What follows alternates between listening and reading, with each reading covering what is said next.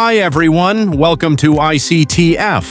Today we'll learn about computer memories for the 2028 batch ICT Grade AL.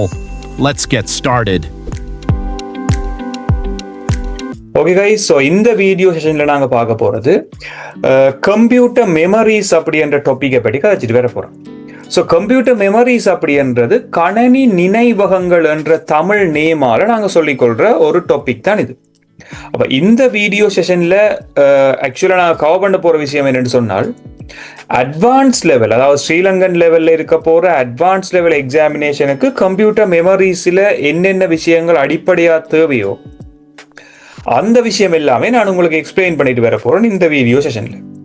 So அந்த பேஸ்மெண்ட்டில் பார்க்கல நாங்கள் முதலாவதாக cover பண்ண போகிறது கம்ப்யூட்டர் மெமரி என்றா என்ன, ஒரு கம்ப்யூட்டர் மெமரி என்றா என்னன்றதுல தொடங்கி பேசிக்கான கிளாசிஃபிகேஷன்ஸ் எல்லாம் இந்த வீடியோ செஷனில் நாங்கள் கவர் பண்ணுவோம்.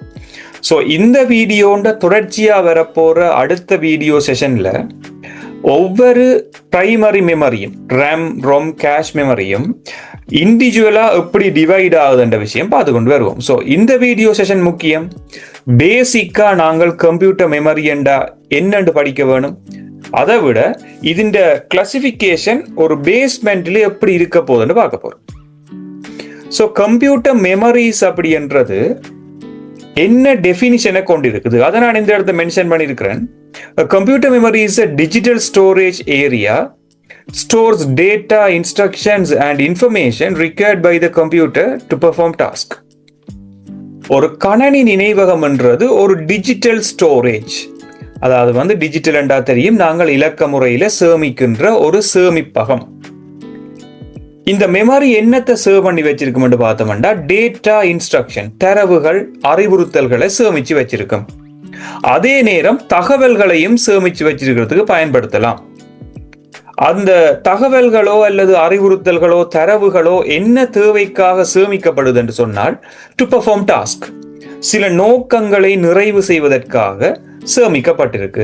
அப்ப அட்வான்ஸ் லெவல்ல டெஃபினிஷன் கேப்பினமோண்டா இல்ல. கம்ப்யூட்டர் மெமரி என்றா என்ன ஒரு கேள்வி உங்களுக்கு வராது.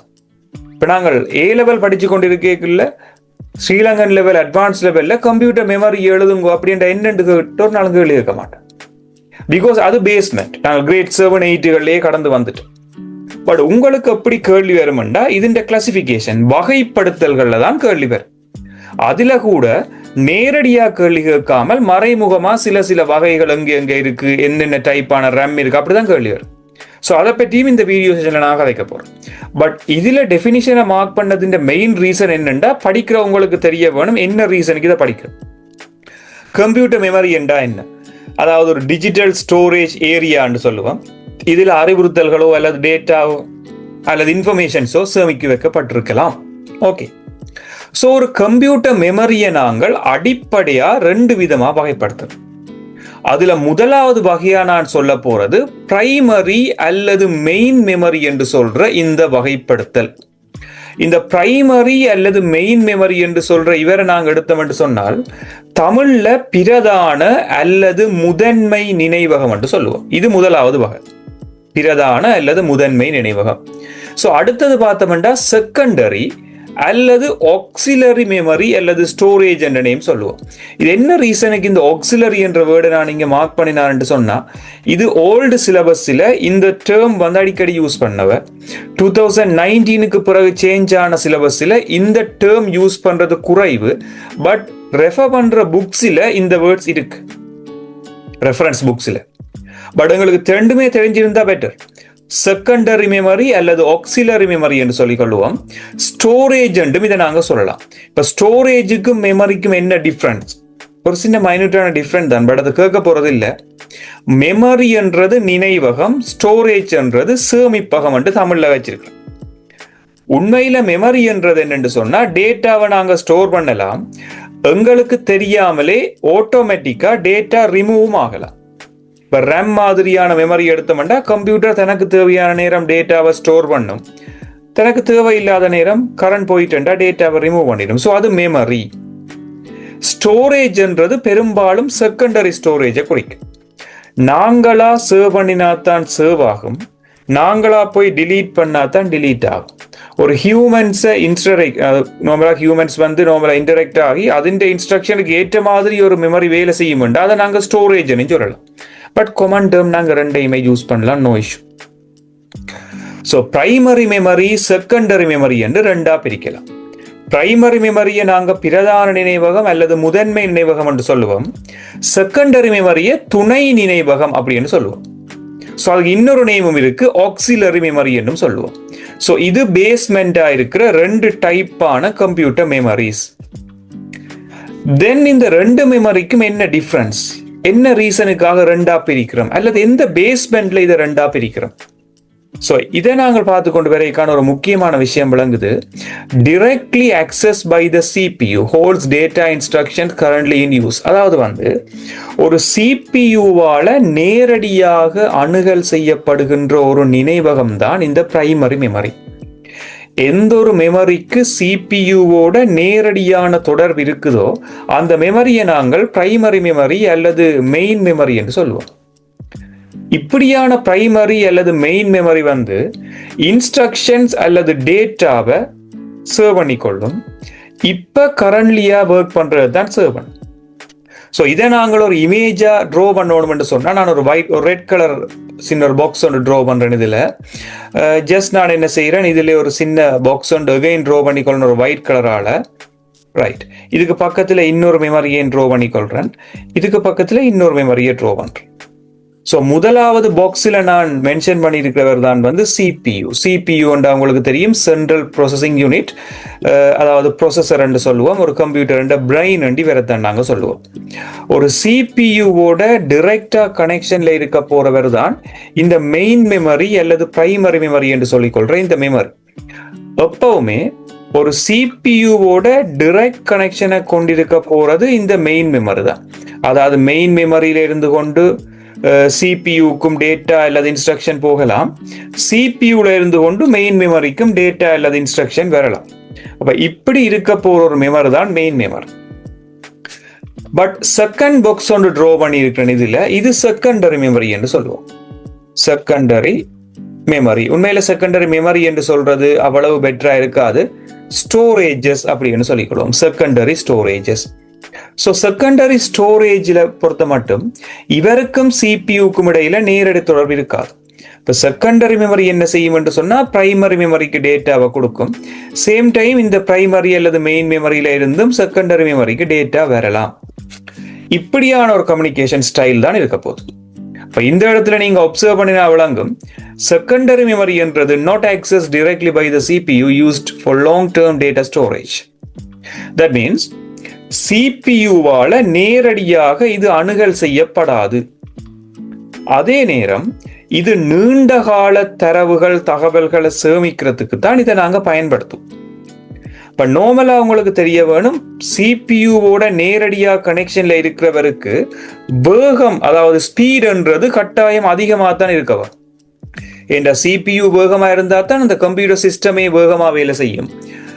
அப்ப மெயின் மெமரிக்கா செகண்டரி மெமரிக்கா வேகம் கூட, ஸ்பீட் கூடன்னு கேட்டா தெரிய வேணும், மெயின் மெமரிக்கு தான் வேகம் கூட. அதுதான் அந்த மெயின் மெமரி சிபியூவோட கனெக்ஷன்ல இருக்கு. செகண்டரி மெமரியை மெயின் மெமரியோட கம்பேர் பண்ணிக்கல உண்மையிலே அதின் ஸ்பீட் வந்து குறைவா தான் இருக்கும். இது கொமனாங்களுக்கு தெரிய வேண்டிய ஒரு டாபிக். தென் இந்த பிரைமரி மெமரி செகண்டரி மெமரியில இருக்க போற சில விஷயங்களை அனலைஸ் பண்ணினாங்க. இன்னொரு முக்கியமான விஷயம், மெயின் மெமரி இப்ப சிபியூ கரண்ட்லி எதோட பிஸியா இருக்குதோ அந்த இன்ஸ்ட்ரக்ஷனை மட்டும்தான் சர்வ் பண்ணி வச்சிருக்குமா.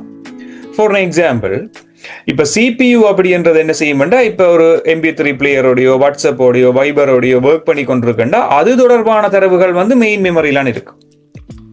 பட் செகண்டரியில என்ன செய்யும்டா, நீண்ட காலத்துக்கு தேவையான நிறைய டேட்டா இப்ப கரண்ட்ல இல்லாட்டிலும் நீண்ட காலத்துக்கு தேவையான விஷயங்கள் வந்து இந்த செகண்டரி மெமரியில வந்து ஸ்டோர்ல இருக்குமா. இது கொமனா தெரிய வேண்டியது. ஸ்பீட் மெயின் மெமரிக்கு அதிகமா இருக்கும், செகண்டரி மெமரிக்கு குறைவா இருக்கும். இனி இன்னொரு விஷயம் கதைக்க வேணும், கெப்பாசிட்டி, கொள்ளளவு. இப்ப கொள்ளளவு யாருக்கு அதிகமா இருக்கும் என்று சொன்னா இந்த செகண்டரி மெமரிக்கு தான் அதிகமா இருக்கும். ஏண்டா நிறைய நீண்ட காலத்துக்கு தேவையான தரவுகளை செகண்டரி மெமரி தான் வச்சிருக்க. இப்போ நாங்கள் எங்களோட கம்ப்யூட்டரில் மூவிஸாக இருக்கலாம், வெப் சீரிஸாக இருக்கலாம், கேம்ஸாக இருக்கலாம், எங்களுக்கு தேவையான இமேஜஸ், அனிமேஷன்ஸ், வாட் எவர் எல்லாத்தையுமே டவுன்லோட் பண்ணிக்கல இந்த செகண்டரி மெமரியிலான இருக்கு.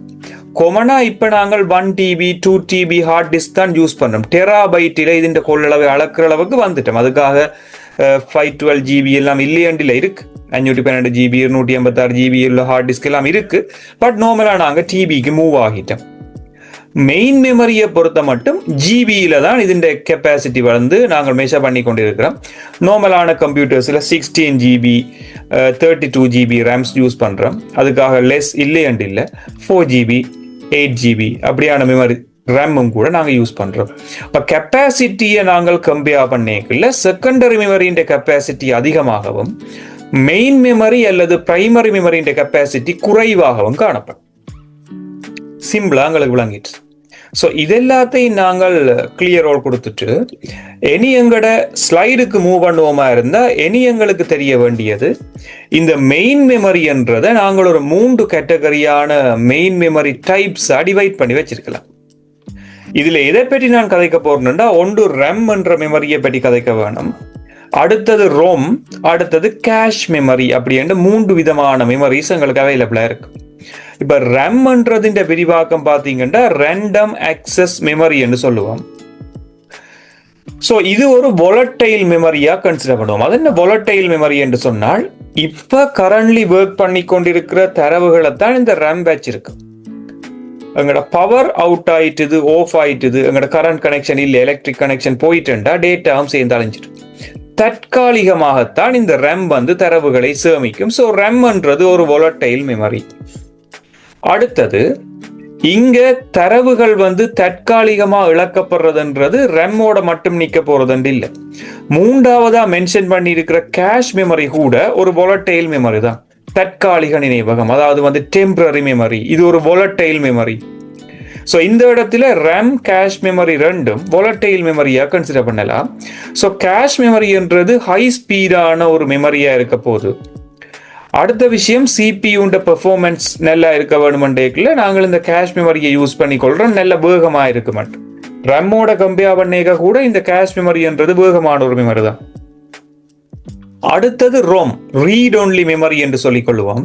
இந்த ரோம்ன்றது வந்து ஒரு பெர்மனன்ட் ஸ்டோரேஜ், அதாவது நான் volatile மெமரி, அழிதகா நினைவகம் அப்படின்னு சொல்லிக் கொள்வோம். நான் volatile மெமரி. இப்போ ரேமும் கேஷ் மெமரியும் அழிதகு நினைவகங்கள், volatile மெமரி என்று சொல்லுவோம். ஸோ இந்த ரொம்ன்றது கம்ப்யூட்டருக்கு தேவையான பேசிக் டீடைல்ஸ், ஃபேர்ம்வேர் என்று சொல்றோம் நாங்கள். ஃபேர்ம்வேர் என்றா நிலை பொருட்கள் என்று சொல்லுவோம். அதாவது வந்து நிரந்தரமாக கணினியில சேமிக்கப்பட்டுள்ள நிலை பொருட்கள். ஒரு கம்ப்யூட்டர் ஆன் பண்ணிக்க அது பேசிக்கான லோகோ வந்து நிற்கிறதா இருக்கலாம், ஒரு கம்ப்யூட்டர் பேசிக் இன்ஸ்ட்ரக்ஷன் சேவ் பண்ணப்பட்டிருக்கிறதா இருக்கலாம். நிலை பொருட்களை கொண்டிருக்கிற ஒரு மெமரி தான் இந்த ரோம், ஃபேர்ம்வேரை உள்ள கொண்டிருக்கும் ரோம். பட் இந்த ரோம்ன்றது அழிதகு நினைவகம் இல்லை, அழிதகா நினைவகம், நிரந்தரமான தரவுகளை கொண்டிருக்கும். இப்போ கொமனாங்களுக்கு தெரிய வேணும், பிரைமரி மெமரிக்குள்ள இந்த 3 பேரையும் கொண்டுவரலாம், ரேம், ரோம், கேஷ் மெமரி.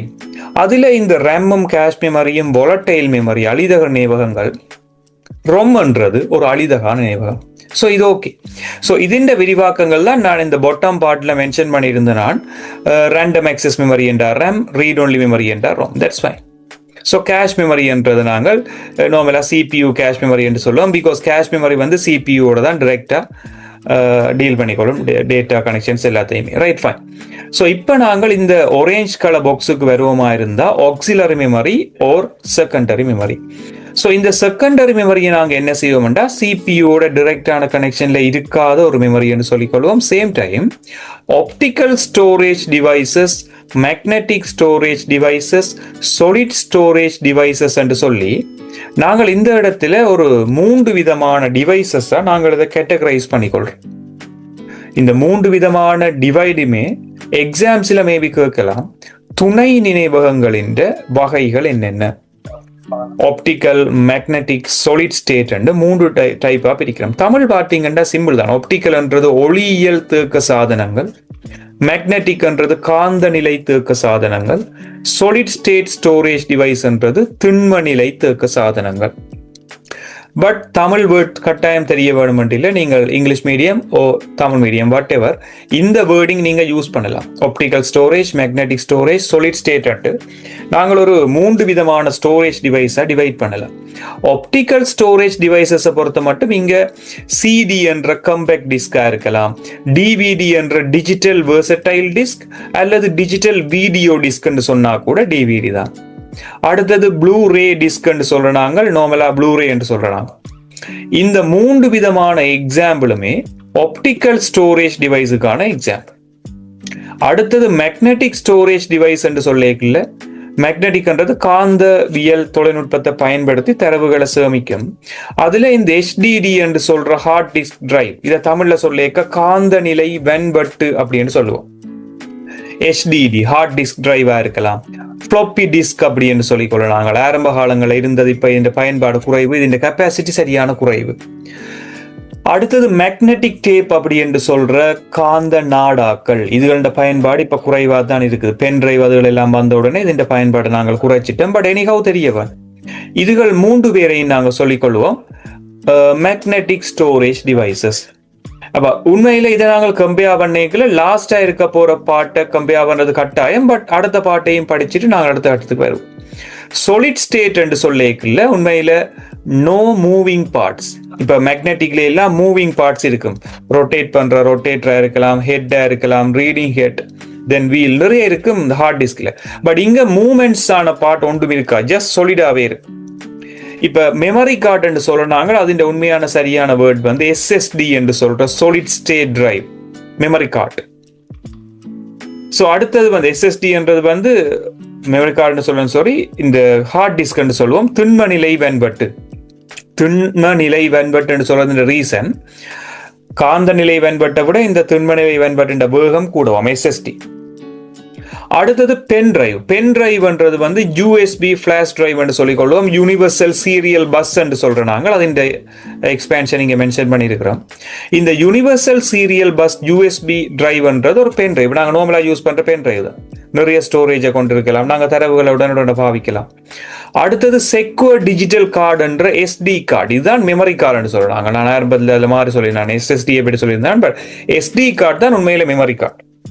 இந்த மெமரி கார்டு என்ற SD கார்டுக்கு நிறைய சைஸ் இருக்கு. மொபைல் போனுக்கு பாவிக்கிற SD கார்டுல ஒரு சைஸ் இருக்கு, கேமராக்கு யூஸ் பண்றது கொஞ்சம் பெரிய SD கார்டா இருக்கும்.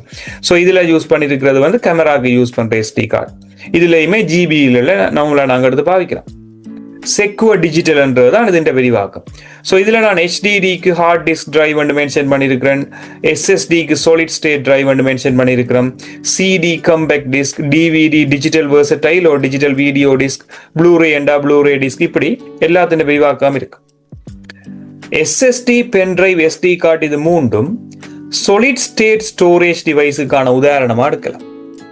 ஸோ இந்த 3 பேரையும் நாங்கள் இண்டிவிஜுவலாக கம்பேர் பண்ணி கொண்டு வரைக்க சில ஒத்தியங்கும் தன்மைகள், தட் மீன்ஸ் சில பாசிபிளான சேம் கேரக்டரிஸ்டிக்ஸ் பார்க்கக்கூடிய மாதிரி இருக்கும், சிலதுகள் டிஃப்ரெண்டாக இருக்கும். ஸோ ஆப்டிக்கல் ஸ்டோரேஜ் டிவைஸ்ன்றது வந்து டேட்டாவை டிஸ்ட்ரிபியூட் பண்ணுறதுக்கு, டேட்டாவை பேக்கப் எடுத்து வைக்கிறதுக்கு இதை நாங்கள் பாவிக்கிறாங்க. நார்மலாக CDன்றது ஒரு காலத்தில் ஃபேமஸாக இருந்தது, பட் இப்போ பென்ட்ரைவ் வந்த பிறகு அதின் யூசேஜ் வந்து குறைஞ்சிட்டு. அடுத்தது மேக்னெட்டிக்ன்றதும் பெரிய அளவில் இதன் பயன்பாடு இல்லாட்டி கூட பாரியளவான தரவுகளை சேமிக்கிறதுக்கும், செலவு குறைவாக இது சேமிக்கிறதுக்கும், நீண்ட காலத்துக்கு தரவுகளை சேமிக்கிறதுக்கும் இதை யூஸ் பண்ணலாம் மேக்னெட்டிக். அதுல சில டிவைசஸ் இந்த பயன்பாடு ஃப்ளாப்பி டிஸ்க் எல்லாம் இல்லாமல் போயிட்டு தவிர, பட் மேக்னெட்டிக் ஹார்ட் டிஸ்க் மாதிரியான டிவைசஸ் ஸ்டில் இருக்கு. நாங்க நீண்ட காலத்துக்கு தரவுகளை சேமிக்கிறதுக்கு இதை யூஸ் பண்ணலாம். அடுத்த விஷயம் வந்து ஆப்டிக்கல் மேக்னெட்டிக்கை தாண்டி சொலிடை நாங்கள் யூஸ் பண்றது இந்த மெயின் ரீசன், இது ஃபாஸ்டராக இருக்கும், மற்ற டெக்னாலஜியை விட வேகமாக இருக்கும். இது வந்து அதிக காலம் அதை யூஸ் பண்ண சஸ்டைனபிலிட்டின்னு சொல்ல டியூரபிளாக இருக்கும். அதை விட பார்த்தீங்கன்னு சொன்னால் வினைத்திறனாக தரவுகளை சேமிக்கிற காரணத்துக்காக இதை பயன்படுத்தலாம். இதுகள் சில பண்புகள். அப்ப இந்த ஸ்லைடை பொறுத்த மட்டும் நாங்கள் முக்கியமா எங்களுக்கு தேவையான விஷயத்தை நான் இதுல கீ டேக் அவே மார்க் பண்ணியிருக்கேன். இந்த இடத்துல நான் சில நோட்ஸை நீங்க பார்க்கலாம். Primary memory is fast but temporary, used for current task. அதாவது வந்து பிரைமரி மெமரின்றது செகண்டரி மெமரியை விட வேகமான மெமரி. ஆனா இது கரண்ட்லி தற்காலிகமான தரவுகளைத்தான் கொண்டிருக்கும், நிரந்தரமாக சேமிக்காது. பட் ரொம் வந்து கொஞ்சம் வித்தியாசம். ரொம் வந்து நிரந்தரமாகத்தான் சேமிக்கும். இதுண்ட கொள்ளளவு சரியான குறைவா இருக்கு. இந்த ரொம்மை தவிர மிச்ச 2 மெமரியுமே உண்மையில வந்து என்ன சொல் தற்காலிகமாகத்தான் தரவுகளை சேமிக்கும்.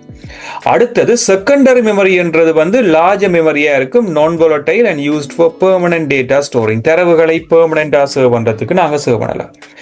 அட்வான்ஸ் லெவல்ல அடிக்கடி கேட்கிற கேள்வி துணை நினைவகங்களுக்கு உதாரணத்தை எழுத சொல்லி, need some explanation for secondary auxiliary memory. So அப்படியான சந்தர்ப்பங்கள் எங்களுக்கு இதுல சிடி டிவிடி ப்ளூரேயா இருக்கலாம், HDD ஃப்ளாப்பி டிஸ்க் மேக்னெட்டிக் டேப்பா இருக்கலாம், SSD பென் டிரைவ் SD கார்டா இருக்கலாம். அதோட சேர்த்து இந்த ரொம்மையும் கொண்டது நாங்கள் எழுதலாம்.